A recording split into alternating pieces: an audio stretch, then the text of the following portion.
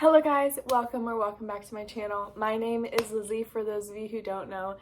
And today I have a very exciting video, a video that I'm so excited to film, and that is my mid-year book tag video, which basically just means I'm just going to be talking about all the books that I have read so far this year, which is just really fun. I love doing a little review of the books that I've read. I remember watching these kind of videos last year, and I remember just wanting to film my own, and now like I have that opportunity to.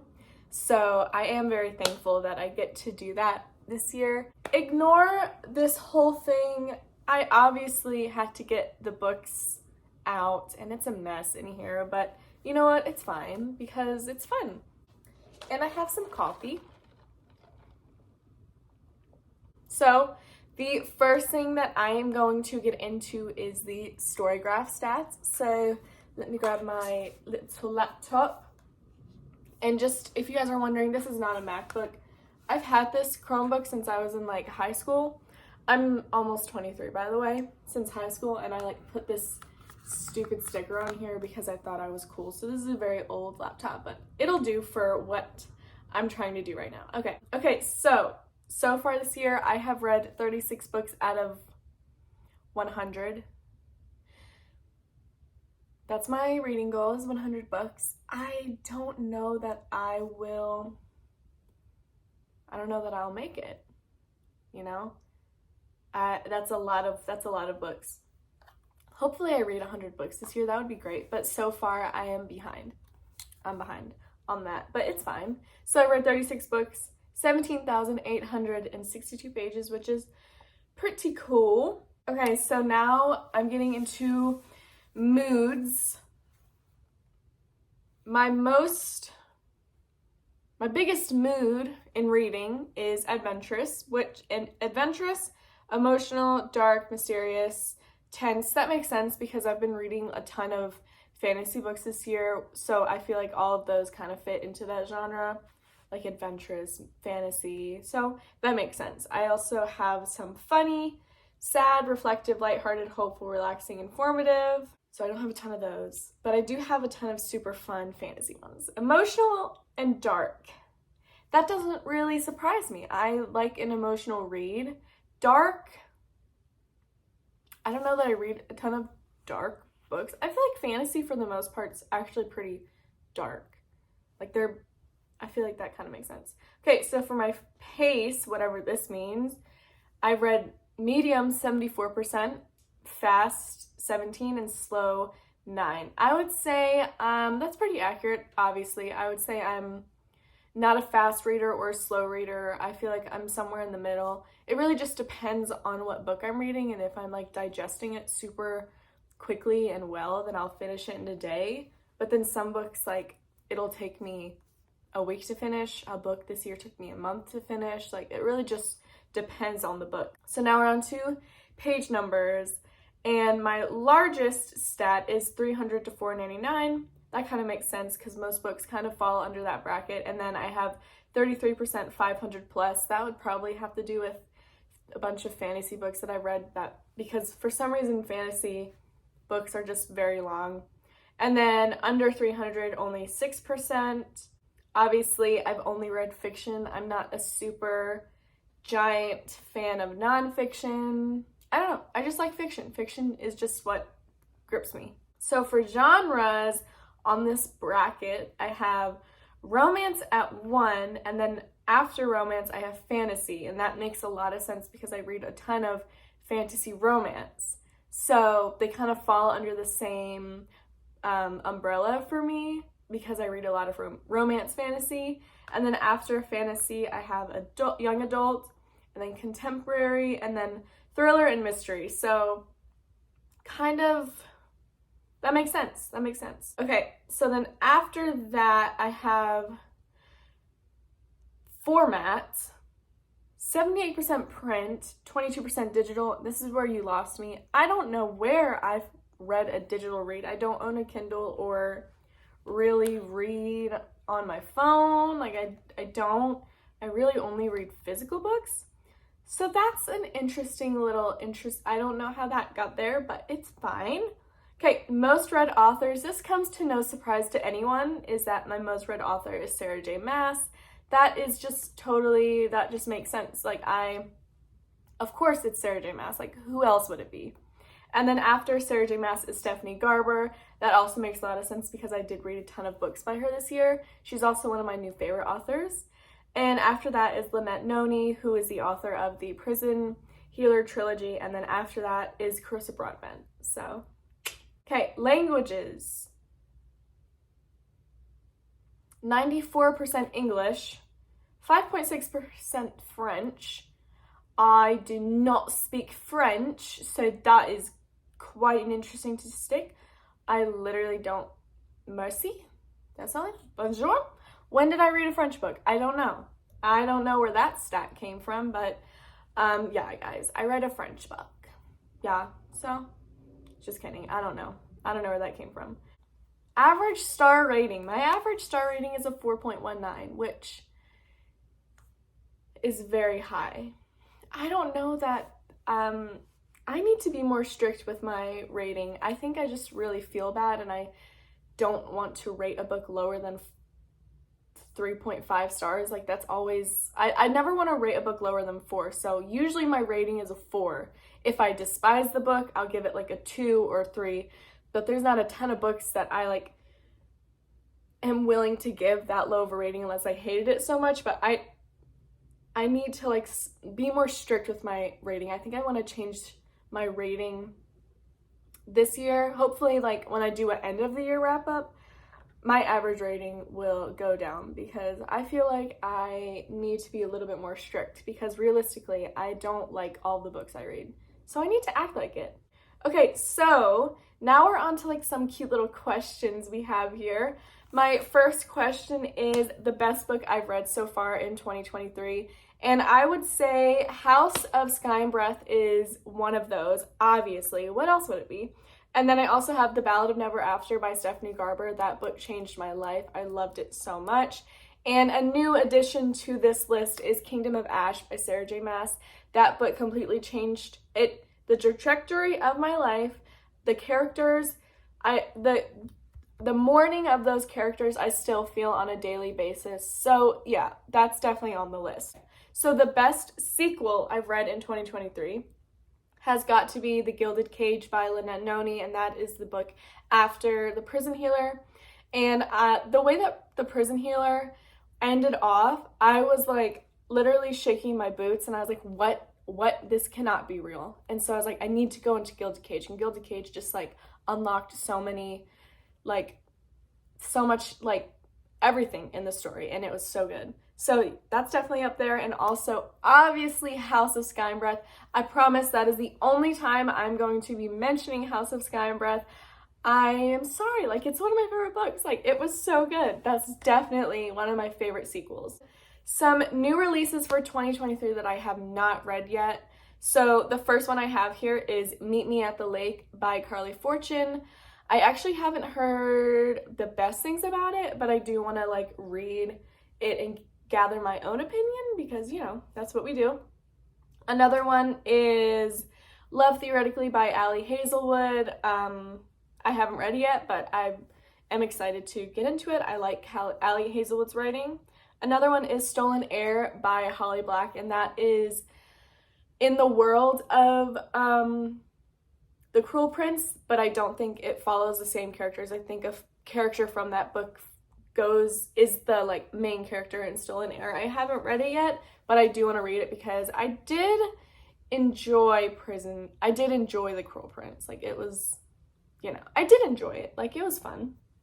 Another one I have is Happy Place by Emily Henry. I am not picking that book up until it comes out in paperback. I refuse. I cannot, no matter how tempting it is, I need to wait. The next question we have here is most anticipated release for the rest of 2023. I have Check and Mate by Ali Hazelwood, and this is her YA debut novel, and I am genuinely so excited to read it because I just think it's gonna be so cute, like a little, I'm just so excited. Like, the cover is also so pretty. I love it. Another one I have here is The Brothers Hawthorne by Jennifer Lynn Barnes. I just really loved the Inheritance Games trilogy, and I just really want to get back into that world. So I am super excited to read that one.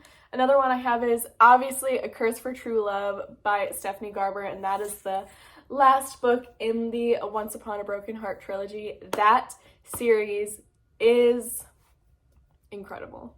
I love it. I'm so excited for A Curse for True Love. I'm so excited and also terrified. Another one I have here is Love Redesigned by Lauren Asher, and Lauren Asher is the author of the Fine Print trilogy, and I really liked her writing, so I do want to pick up Love Redesigned. Another one is Wildfire by Hannah Grace, and Hannah Grace is the author of Icebreaker. That book literally like blew up earlier this year, and I did enjoy it, so I do want to pick that one up. Another one is Iron Flame, which is the second book in the Fourth Wing series. I really liked where Fourth Wing ended off, and I do want to pick up the book that follows it, like for sure. Another one, which doesn't come out this year, but earlier next year, is Crescent City 3. When that book comes out, I will have a timeout on all of my responsibilities, and I'm dropping everything to read it. Like, I don't know, like, that's what I have to do. Like, I'm going to have to drop responsibilities and read that book. So yeah, biggest surprise book. And I would say I'm going to take this question into like a big surprise, like what I thought I wouldn't like and then ended up loving. And I'm going to say the Caraval trilogy, because I have heard before reading it a lot of negativity about it, and I was kind of scared to pick it up, and I ended up picking it up, and I literally fell in love with the series and fell in love with the world and the characters. Like, I actually ended up loving that series. So I'm gonna say Caraval trilogy. And also The Prison Healer. I just randomly saw that book on TikTok. It's a YA fantasy, for those of you who don't know, and that book, literally, the plot twist in that book was so surprising and so crazy. I had the biggest chills. It was crazy. That is such a phenomenal book. I highly recommend that trilogy. It's so good. Okay, so here we have is my favorite new authors, and obviously I have here is Stephanie Garber. She is the author of the Caraval trilogy and Once Upon a Broken Heart trilogy, and she has quickly become my favorite author. Whatever she writes, I will read. I will read anything she writes, like literally anything. And also I have here is Lynn Painter. Lynn Painter has written Better Than the Movies and The Love Wager, and she's also has another YA book out that I honestly can't remember the name of. But I just love her writing. Her writing is just so addicting and so easy and just so good. So I think she's definitely one of my favorite authors. Books that made me cry. And if you know me, I cry at almost every single book I read. I just am a very emotional person naturally. If it's a show, if it's a book, if it's really anything, like I am very easily emotional. So I'm just gonna say the books that made me cry the worst. And that is definitely If He Had Been With Me by Laura Nowlin. I mean, the ending of that book is just heart-wrenching. Like, I cried so hard. My husband was so worried about me. I was just like sobbing and sobbing. It was so bad. I was like literally hyperventilating. Okay, another one is obviously Crescent City 2, out of just pure surprising plot twist, just crazy and out of this world. Like, I just was crying. It was just so good. Another one I have here is Kingdom of Ash. I just cried. I cried 8 times reading that book, because it's the end of an 8-book series, okay? So you're basically saying goodbye to all these people that you have fallen in love with. So honestly, the last couple pages in that book were really hard to get through. I I just really fell in love with those characters so much. Like it's saying goodbye to characters in books is honestly so hard to do. So reading that book, like, I cried so much. Okay. I also have Ballad of Never After, which is, to no surprise, if you guys have read that book, you know that book, the ending of that book deserves jail time. Like, it deserves to be illegal. That book should be illegal. It should be in, like, you know how people like ban books? That should be in that should be on the list of banned books because of how terrible, but also amazing, but also, like, you know what I mean? That ending was just crazy. On a happier note, books that made me happy, okay? And a recent read for me that made me happy was When in Rome by Sarah Adams. I just really digested that book very quickly. I loved Sarah Adams' writing. It was just super cute, super quick. Another one I have here is The Love Wager by Lynn Painter. That one also gave me just that similar butterfly feeling. I just really enjoyed it and really loved it. The most beautiful books I have read this year, I would have to say Magnolia Parks. That cover and the spine, I just love the way it looks. I think that book is beautiful. I also would have to say the Once Upon a Broken Heart Barnes & Noble exclusive edition with, like, the pink foil. I have the paperback version and I literally love it so much. It's so beautiful. So here we have the books that I need to finish up by the end of the year. And obviously I don't have a ton because I can't buy 50 books. But these are just collective books that I've just bought within the last couple months. I have a bunch of Freddie McFadden here. I have a Lucy Score book, Love Theoretically, a thriller, and the last book in the Serpent and the Wings of Night. So now, I am just going to I'm just going to hold up the book, say my rating, and like a quick little review of each. First book I read this year was Safely Home by Randy Alcorn. I gave this book a 5 stars. I just literally love this book so much. Second book I read this year was Icebreaker by Hannah Grace. I gave this book a 4 stars. I did enjoy this book, although it took me a month to finish. So take with that what you will. The second book I read this year was House of Earth and Blood by Sarah J. Maas. I give this book a 4 stars. I literally fell in love with this series already. The next book I read was House of Sky and Breath by Sarah J. Maas, and this is the next book in the Crescent City series, and this book honestly just changed my life. Gave it a 5 stars. The next book that I read this year is His and Hers by Alice Feeney, and I gave this one a 4 stars. This was just a really great mystery thriller. It was so good. Next book I read this year was Final Offer by Lauren Asher. I gave this book a 4.5 stars, and I really did enjoy this book. I loved Cal. Next book I read this year was Redeeming Love by Francine Rivers. I gave this book a 4 stars. I really, really, really enjoyed this book. The next book that I read this year was As Good as Dead, which is the last book in the A Good Girl's Guide to Murder trilogy, and this book I gave a 4.5 stars. This book was so twisted and so good. I loved it. Next book I read this year was Lightlark by Alex Astor. I gave this book a 4 stars. Contrary to popular belief, I actually really did enjoy my time reading this book. Next book that I read this year was Magnolia Parks by Jessa Hastings. I gave this book a 4.5 stars. I really love this book. The ending literally gave me chills. It was so good. Next book I read this year was If You Had Been With Me by Lauren Nowlin. I gave this book a 5 stars. This book destroyed me. The next book that I went into is Prison Healer by Lynette Noni. This was such a surprising, amazing read. The ending, the plot twist is so incredible. I highly, highly recommend. The next book that I read is The Gilded Cage, which is the second book in the Prison Healer trilogy. I gave this book a 4.75 stars. After that ending and getting into this one, it was just so good. The next book that I went into is The Blood Trader, which is the last book in the Prison Healer trilogy. I gave this book a 5 stars. This book was just so incredible. I loved it. The next book that I went into was Things We Hide from the Light by Lucy Score. I gave this book a 2 stars. In my opinion, it's far too long. They got together way too quickly. I really didn't see any chemistry between them. Just wasn't my favorite book.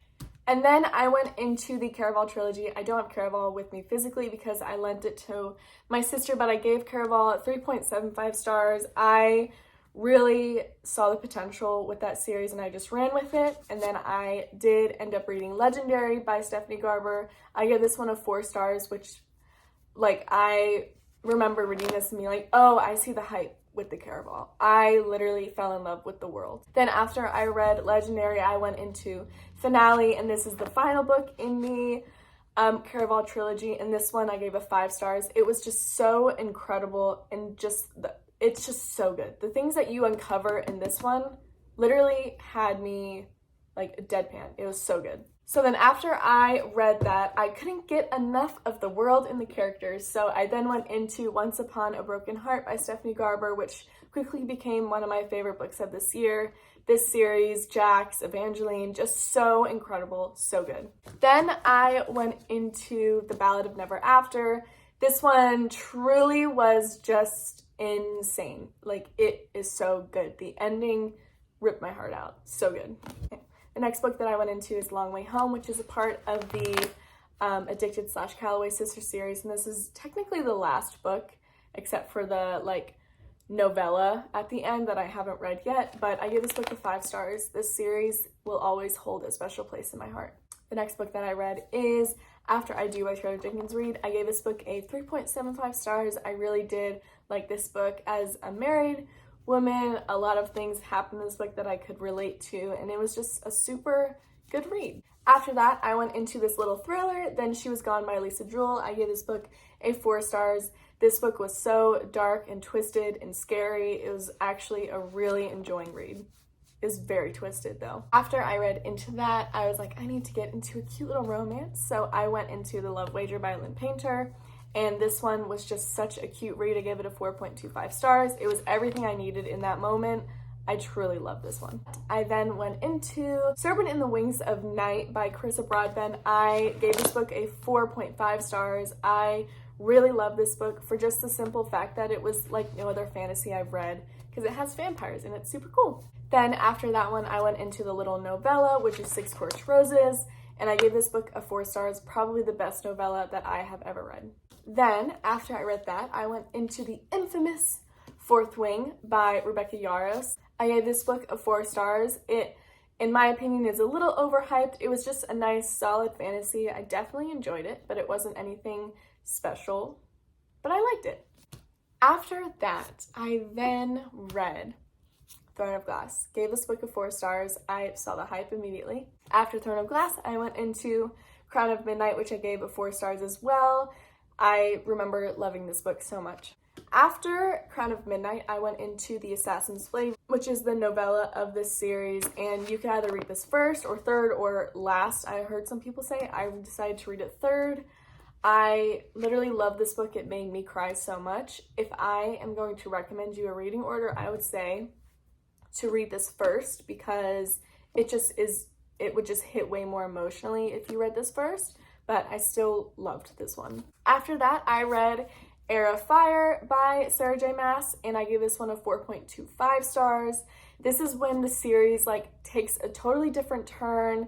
You get a ton of different POVs, and I remember reading this being a little bit confused and not really understanding it, so that's why I gave it a 4.25, but I still loved it because you get introduced to a really amazing character in this one.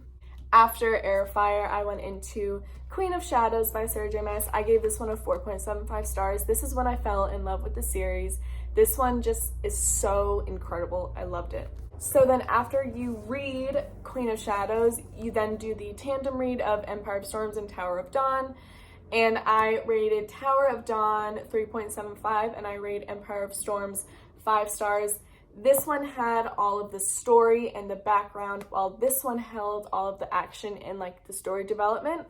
So this one's a little boring, while this one was action-packed. So separately 3.75 and 5. Together though, I would say a 5. So then after I read that, I then embarked in Kingdom of Ash, and this book just honestly was just so incredible. I gave this one a 5 stars. these characters just hold a special place in my heart. I loved it so much. So then after I read Kingdom of Ash, I picked up When in Rome by Sarah Adams. I gave this one a 4.25 stars. This one was just so cute. Everything I needed after such a ginormous series. It was just honestly like sunshine and flowers and just so cute. So cute. Then, after I read that, I went into Carrie Soto's Back by Sarah Jenkins Reid. Finally, the paperback is out, so I snagged it and I gave this one a 4.75 stars. So close to a 5, except for like the very ending where I needed something to happen and it didn't happen. So 4.75 stars because Sarah Jenkins Reid writes the most addicting writing ever. It was so good.